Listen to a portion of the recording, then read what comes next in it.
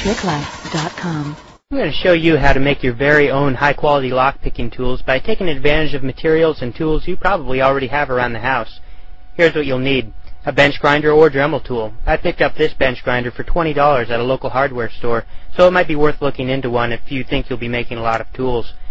Hacksaw blades. Get the cheapest kind. They should be no more than a couple dollars for a pack.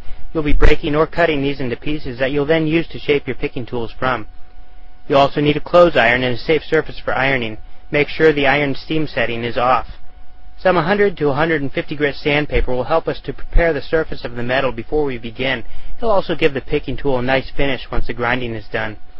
A cup of water will also come in handy, and last but not least, don't forget your safety glasses. After cutting or breaking the blade down to size, you're going to want to start by sanding the paint off the blade on at least one side. Next, print some lockpick templates. These are widely available on the internet and are very easy to find. You're going to want to print these out on a laser printer. You can use regular or glossy paper, though glossy is preferable. Cut out the pick design that you want to make. If you're using regular paper, dip it in some water and stick it face down onto the hacksaw blade.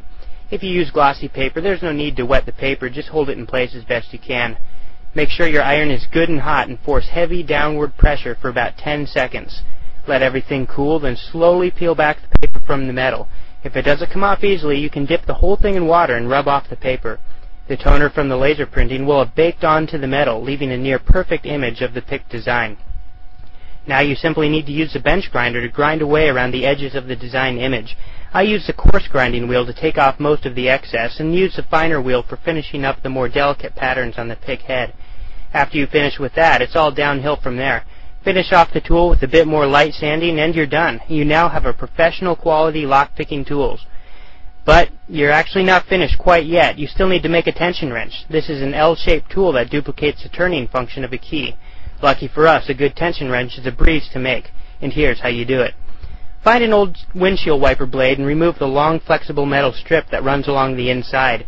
After cutting it down to about 4 inches long, use a pair of pliers to bend the end over into an L shape. Lastly, with the help of another pair of pliers, give a half twist on the arm of the wrench. This last step is optional, but it will give a springy, flexible